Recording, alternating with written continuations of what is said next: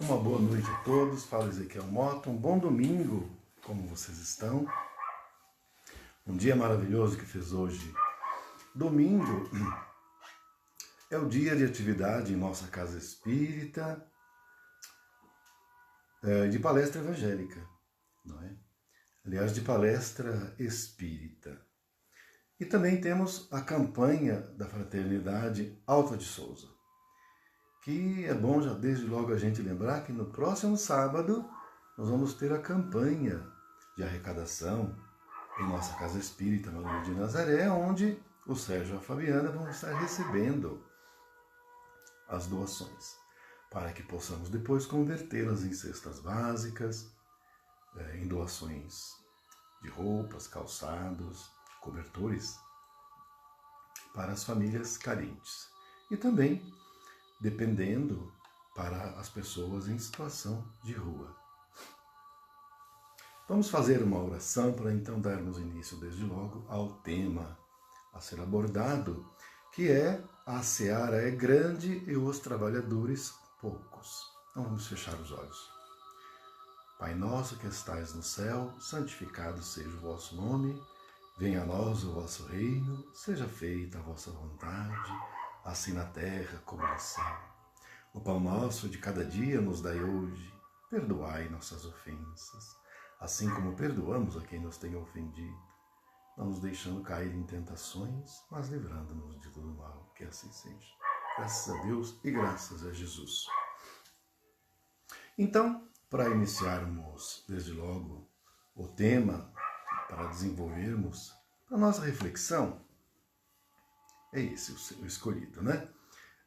A seara é grande e os trabalhadores poucos. Bem, primeira coisa a gente precisa analisar é o que é seara. E a palavra seara significa campo cultivado, não é? Então, está querendo dizer o tema que há um campo grande, um grande campo cultivado, mas que os trabalhadores são poucos. Bem, o campo cultivado, nós vamos assim dizer, é o nosso planeta. Nosso planeta, então, nesse sentido, seria um grande campo cultivado. E esse campo, antes de ser cultivado, teve que ser preparado, porque não dá para cultivar um campo se não estiver a terra preparada, porque se assim for, não vai dar nada. Não pode jogar semente no espinheiro, no meio de uma terra seca, onde não vai nascer nada ali. Então, antes de ser cultivado esse campo, ou seja, o planeta, precisou ele ser preparado. Então, o Cristo enviou os seus trabalhadores para preparar a terra, que foram os primeiros profetas. Eles todos vieram onde havia uma terra bruta, com pessoas ainda muito primitivas. Então vieram esses trabalhadores do Cristo, primeiramente, para limpar, para preparar esse campo, para que depois, no tempo devido, quando essa terra estivesse em condições, viesse o grande semeador do planeta, que é o nosso Mestre Jesus, o nosso Cristo planetário, o nosso governador planetário. Então veio ele em pessoa, há 2000 anos, para cultivar esse campo. Contudo, a partir de que um campo está cultivado, é preciso que trabalhadores nele realizem o seu serviço. Porque senão, se apenas se preparar uma gleba de terras, uma fazenda, preparar e lançar as sementes no solo e abandonar aquela gleba, no final, quando for feita a colheita, muito pouco se conseguirá colher, porque não se terá dado o cuidado necessário àquelas sementes que teriam sido cultivadas. Então, é que é necessário que os trabalhadores cuidem deste campo, zelem pelo campo, joguem água quando necessário, combatam as pragas com pesticidas, tirem as ervas daninhas, espantem os pássaros, os insetos que podem atacar e atacam aquela gleba para destruir. Então é preciso de trabalhadores para zelar e para cuidar. Então nós temos 3 fases. A primeira, o Cristo enviou os seus trabalhadores antes dele para fazer aquela preparação da terra. Depois veio o nosso grande semeador, o nosso Mestre Jesus, e lançou suas sementes na gleba, no campo, no grande campo, que é a terra toda. E depois disso, o Cristo vem convidando, insistentemente, de tempos em tempos, os trabalhadores para zelarem, para cuidarem dessa terra que está cultivada, dessa seara. Então, nós temos os trabalhadores, e a lição fala que os trabalhadores são poucos. A seara é grande, o campo cultivado é grande, mas os trabalhadores são poucos. Então a terra cultivada é todo o planeta. E os trabalhadores que vão cuidar, vão zelar para que cada vez se amplie mais esse cultivo e não pereça, é que são os trabalhadores que o Cristo vem convidando. E nós fomos convidados muitas vezes.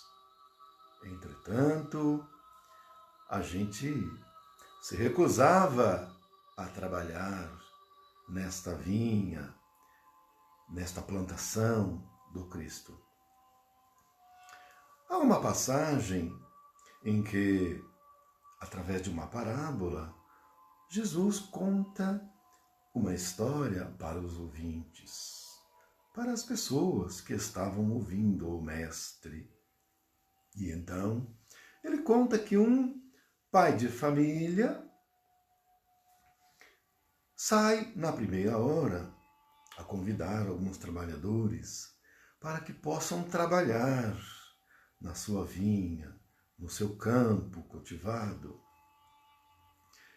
E combina com eles, trata com eles o pagamento, que seria por aquele dia de trabalho um dinheiro. Depois, na terceira hora, ele sai novamente a convidar as pessoas que se encontravam nas cercanias, nas praças, nas ruas. E convida quem estiver por ali. Primeiro convida um grupo específico, que são os primeiros. Mas, como quase todos recusaram, ou muito poucos aceitaram, foi na terceira hora convidar mais pessoas. E aí convidou geral. Foi convidando, quem quisesse aceitar, estava empregado. E o salário combinado era um dinheiro. Depois, na sexta hora, na nona hora, e depois, por fim, na 11ª hora, na última hora, convidou também. Saiu convidando. Aqueles que aceitavam vinham trabalhar.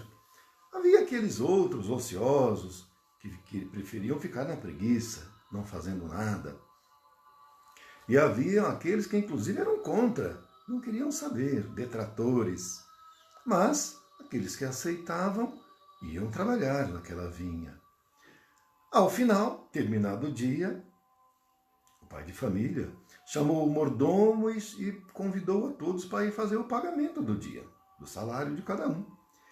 Começando pelos primeiros. e pagou o que foi combinado, um dinheiro. Pagou para aqueles primeiros, depois os outros, e por fim, aqueles que foram convidados e trabalharam com afinco, mesmo que 1 hora trabalharam. Pagou também um dinheiro. Entretanto, aqueles primeiros que foram convidados e que trabalharam ficaram insatisfeitos, reclamaram, porque eles disseram, argumentaram, que estavam desde a primeira hora do raiar do dia, trabalhando e trabalharam o dia inteiro. E que eles não achavam justo que o empregador, o pai de família, o dono da gleba, pagasse o mesmo valor para aqueles outros que trabalharam só na última hora. Então eles não acharam justo. Como é que pode? Nós trabalhamos o dia inteiro, cansativo, de sol na cabeça, esses aí chegaram agora, na última hora, e eles vão receber o mesmo que nós? Então, o pai de família disse a eles: convém a mim pagar o mesmo para todos, pois o que nós combinamos, eu estou lhe pagando. O combinado era um dinheiro pelo dia de trabalho. Aqui está o seu pagamento. Porque se eu quero pagar a eles o mesmo que pago a você, o que te importa? Se eu estou pagando e honrando o meu compromisso com você. Porque o seu olho é mau, porque eu sou bom, disse o pai de família. Aí então, no final, ele disse: e assim, por causa disso, os primeiros serão os últimos, e os últimos serão os primeiros. Significa, gente, que os últimos somos nós, gente. Os últimos somos os trabalhadores da última hora, vamos assim dizer. Nós somos os trabalhadores da última hora. E os da primeira hora é o povo judeu. O povo judeu seriam os trabalhadores da primeira hora. Mas nem todos, inclusive, aceitaram trabalhar na vinha do Senhor. Na verdade, não foram muitos. A maioria recusou, até hoje recusa. Porque eles preferem continuar. Não estou recriminando, não é isso, gente, mas na religião judia, eles ainda seguem os ensinos de Moisés. É muito mais voltado para dogma, para as ações mais materiais. Então, cumprir regras em cima de regras. Não pode, tem que lavar a mão, né? No sábado não pode fazer nada, não pode comer carne de porco, e não pode comer aquilo. Eu lembro que tem um local que eu ia, em Águas de São Pedro, é um hotel que tem lá, um hotel do Senac. Eu sei que quando chega a Páscoa, os judeus, eles fecham o hotel Senac. Fica só para eles, ninguém pode ir lá. Por quê? Porque eles têm, nessa semana da Páscoa, uma série de regras que tem que cumprir, sobretudo de alimentação. Então, o alimento que é servido para todos, normalmente, eles não podem. Então, eles preferem fechar o hotel, fica só para eles, e aí eles que tomam conta da cozinha e fazem as coisas deles. Então, o Cristo sobre isso já nos disse há muito tempo, que não é o que entra pela boca que faz mal ao homem, mas o que sai pela boca. E os trabalhadores da última hora, que somos nós, que somos os espíritas, sobretudo os espíritas, mas não só, é preciso trabalhar com consciência e com muita dedicação. Porque a última hora significa que a colheita já está sendo feita. É a última hora. Acabou, vamos passar a faca, cortar e fazer a colheita. E separar. Separar o quê? As ervas daninhas daqueles outros, do trigo. Vamos separar o trigo da erva daninha. Porque a erva daninha é comparada àquelas criaturas que não aprenderam as lições do Senhor. são comparadas àquelas pessoas que a semente que foi plantada, mas foi plantada geral, ela não frutificou, ela murchou. E qual é a semente que o Cristo veio plantar nessa gleba planetária, nessa seara? É a semente do amor. Então o Cristo, depois da terra preparada, veio e semeou por toda a gleba, por todo o campo.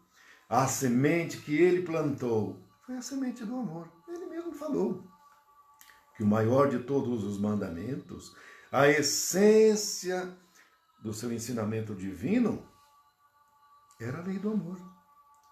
E essa essência, essa semente, ele plantou no coração de todos. Entretanto, não foi em todos que ele frutificou. Em alguns outros foi o materialismo que germinou. Foi a mundanidade que germinou.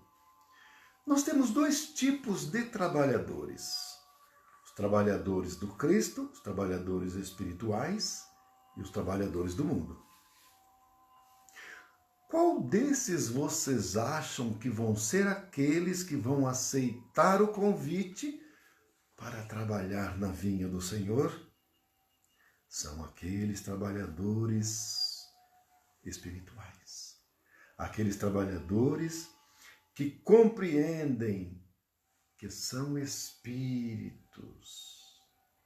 E enquanto espíritos eternos e imortais, vão cuidar daquela sementinha que o Cristo plantou lá na nossa intimidade, para fazê-la brilhar.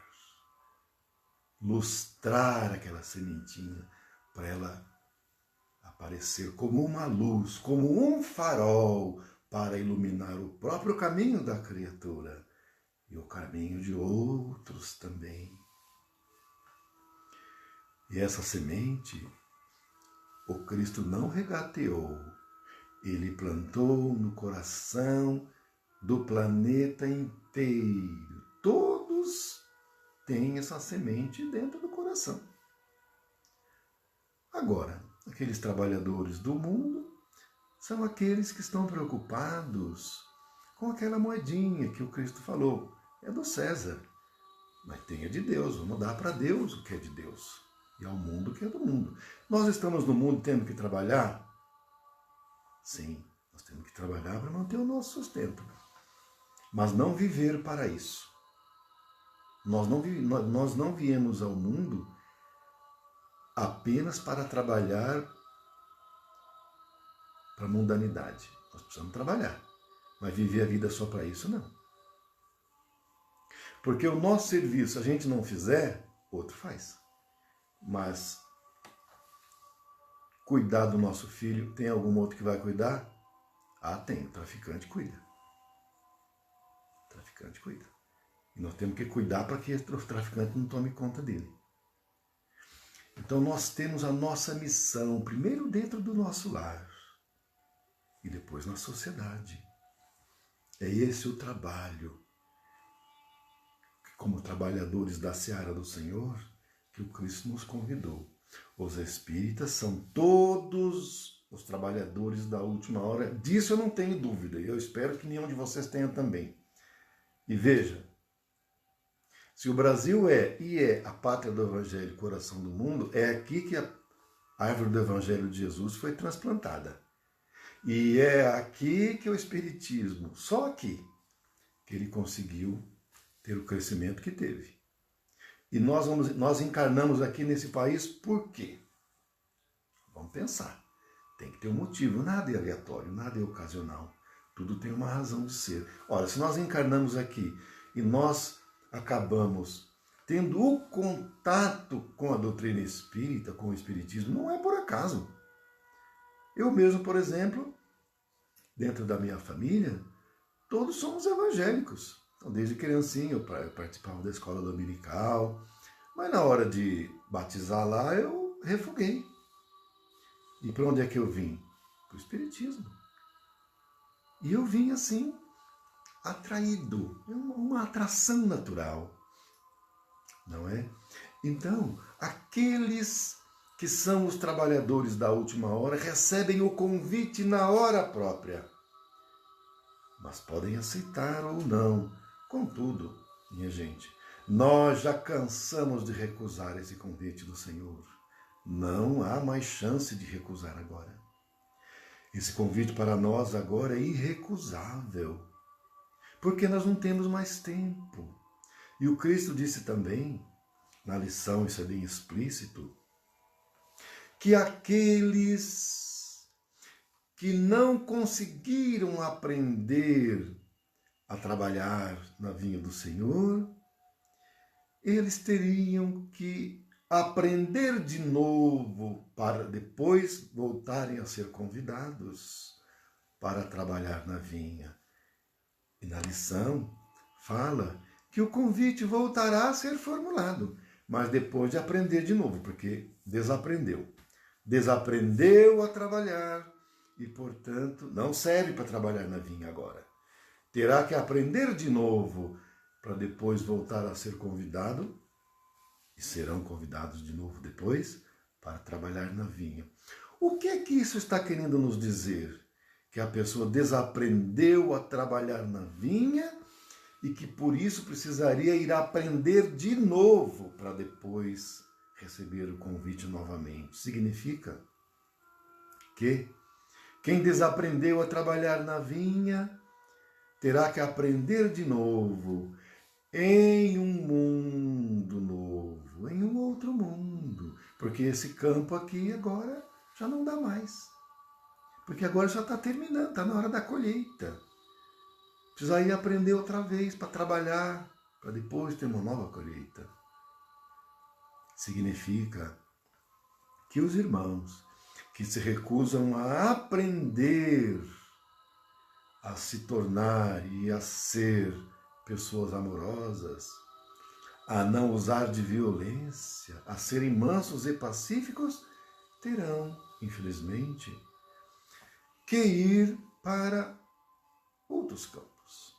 Campos ainda onde nem sequer houve semeadura. Campos rústicos, onde terá que enfrentar todo tipo de intempérie e dificuldade. Em mundos primitivos, ou mundos de expiações e provas no início. E aí então, ao contato com seres brutos, rústicos, serão eles aqueles que vão realizar o trabalho mais duro para preparar a terra, para depois, lá na frente, depois de um tempo grande, lá surgir, aparecer o grande semeador, que é o nosso Mestre Jesus. E esse momento, então, para cada um de nós, é um momento muito importante, não é? É um momento, eu diria, crucial, não é? Agora, por que a lição fala que os trabalhadores são poucos? Nós vamos dizer que é normal que sejam poucos. É natural. Por quê? Porque em que mundo nós estamos? Nós estamos no reino humano, no mundo de expiações e de provas. E no mundo de expiações e de provas, qual que é a grande característica? O mal sobrepuja o bem.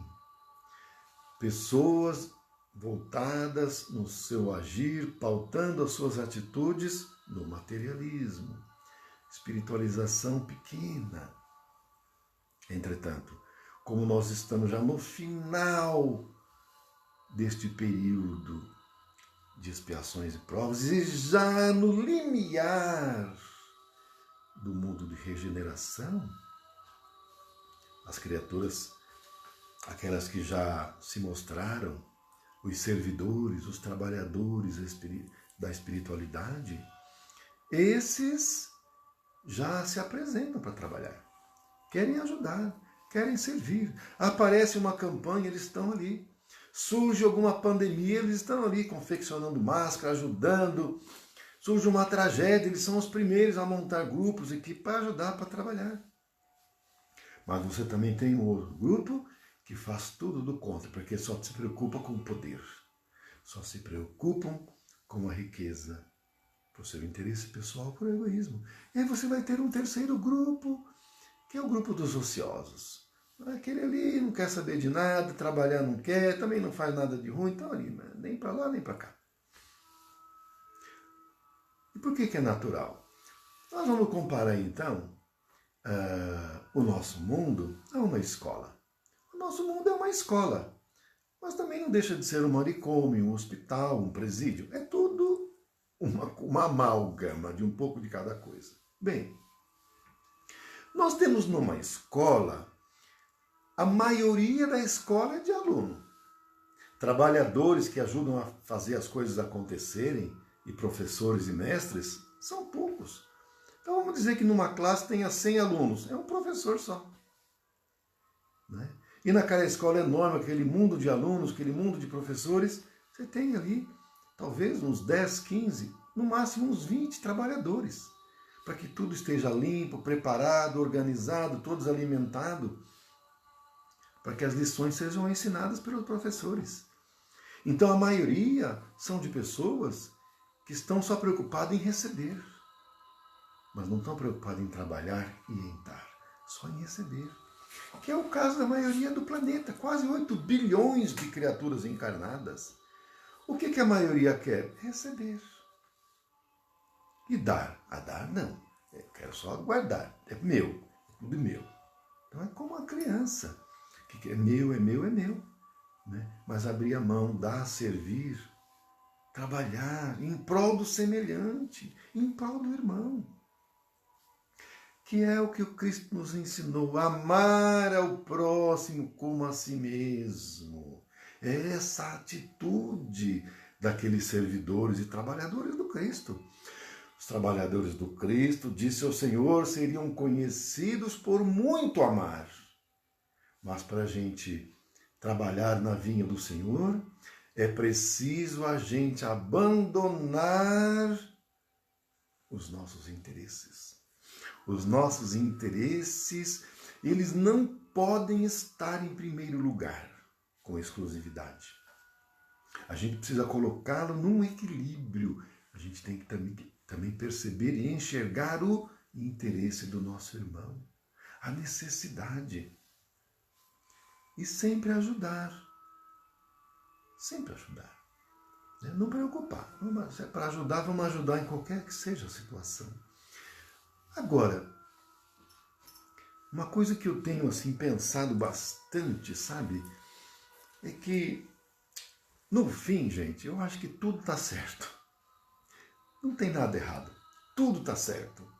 Às vezes a gente vê aquela pessoa que pode ser um filho nosso, um parente nosso, um irmão, um amigo, uma pessoa da nossa relação consanguínea, e toma uma decisão errada. Um filho, uma filha nossa que vai por um caminho que você já está vendo que aquele não vai dar certo. Que vai dar sofrimento, aflição, dores. Você está vendo que vai. Aí o que a gente pensa? Mas está errado, decisão errada. Está escolhendo o pior caminho. Mas vocês sabem que, melhor refletindo, está tudo certo? Vocês vão dizer, mas como é que pode ser isso? Pode ser que, na nossa perspectiva, está errado. Por quê? Porque nós já trilhamos o caminho e nós vimos onde é que vai dar. Mas a pessoa que está fazendo essa escolha, ela não trilhou o caminho. Então ela não sabe. E para ela aprender, ela vai ter que trilhar o caminho. Então, para ela, aquela escolha não está errada. Porque é através daquela escolha que ela vai aprender o caminho certo. E se ela não fizer aquele caminho, ela não vai aprender o caminho correto. Então, mesmo as decisões que, ao nosso ver, que já percorremos o caminho, nós sabemos que no que é que vai dar, que nós dizemos que está errado, para a pessoa é o caminho certo. Então não tem nada errado. Está tudo certo. Então o sofrimento está errado? Não, o sofrimento está certo. É duro a gente dizer isso, porque vocês vão dizer assim, porque não é seu filho, não é sua filha que está sofrendo. Mas quando a gente olha com o olhar de um espírito imortal, enxergando e sabendo que tudo é de Deus, nosso filho é de Deus, nós estamos pais, mas nós não somos os pais, os filhos não são nossos, mas são de Deus, a gente vai enxergar que Deus sabe de tudo e que tudo está certo e que nada está errado. É doído para nós vendo um filho sofrer, é muito doído, mas é o aprendizado que esse filho do pai precisa passar. E toda a lição, ela é boa, todo aprendizado é bom. Se vocês tiverem oportunidade, eu vou recomendar, acho que a maioria de vocês já devem ter lido, o nome do livro que eu vou indicar chama-se Siddhartha, do Hermann Hesse. Vocês devem ter lido, a maioria já devem ter lido. Leiam. É a história de um camarada cujo nome dele era Siddhartha, o mesmo nome do Buda, que também era Siddhartha Gautama, né, que era um príncipe. E nessa história, esse Siddhartha teve um contato com o Buda, e ele se recusou a seguir, porque ele falou assim que se ele seguisse o Buda, ele não teria as experiências que ele precisaria ter para a sua autoiluminação. Bom, não vou contar a história toda, porque senão vocês vão me bater depois, não é? Mas só para chegar no que eu estou querendo colocar. Bom, aí no fim ele teve um filho, ele não foi um pai exemplar, né, na história, e aí ele vê que o filho dele faz escolhas as piores e sofre, e ele começa a sofrer junto. Até que ele se ilumina e entende que aquela escolha do filho, para ele, é a melhor, é a mais certa, porque é através daquela dor, daquela aflição, daquele sofrimento, que ele também aprenderia as lições e depois valorizaria as bênçãos, as graças e saberia distinguir o bem do mal. Quem não passa pelas vicissitudes, pelas dores, pelas aflições, não sabe distinguir corretamente uma coisa da outra. E então é por isso que todos nós que estamos encarnados neste mundo precisamos passar. Porque já pensou, vocês acham que seria possível a criatura sair do mundo primitivo direto para um mundo regenerado? Daria certo isso? Com certeza que nós sabemos que não daria, né? Ou então a gente pegar um aluno, por exemplo, da pré-escola. E aí, ao invés de ele passar da pré-escola para o primeiro ano do ensino fundamental, já jogar ele logo no segundo ano. Ia dar certo isso? Não ia.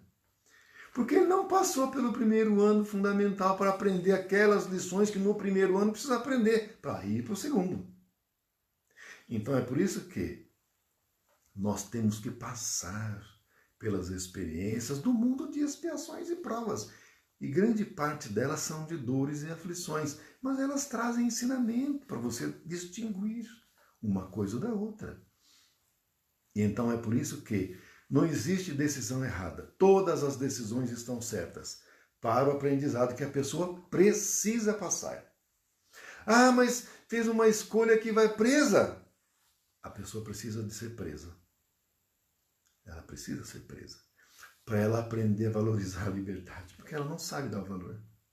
É por isso que tem muitos jovens adolescentes que têm de tudo e não sabem dar o valor. Ao passo que aqueles que não têm nada, aí eles aprendem o valor.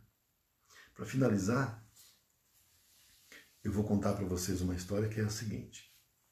Né?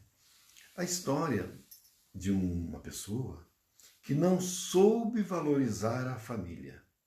Não soube. Não soube dar valor para a família. Né? Negligenciou, deturpou, detratou, desencarnou. Na outra encarnação subsequente, o que aconteceu para o aprendizado? Nasceu sem família. Foi para um orfanato. E no orfanato, como uma criança, ao ir para a escola, essa criança via as outras crianças com os pais indo buscar, com todo carinho, com toda a afeição, e o levavam para casa. E essa criança do orfanato via a casa que a outra criança da família tinha, com seus pais, com todo carinho. E qual não era o anseio dessa criança do orfanato, de todo o seu coração? Era o seu maior anseio ter uma família.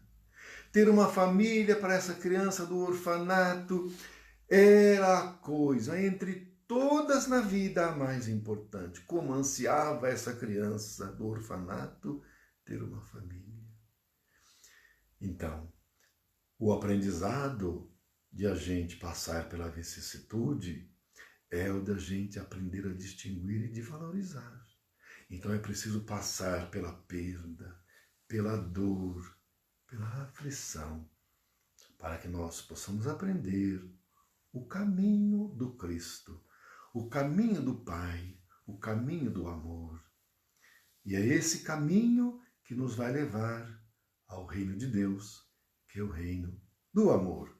Amor esse cuja semente o Cristo plantou quando veio semear esta vinha, esta seara que está cultivada, que foi plantada no coração de todos nós.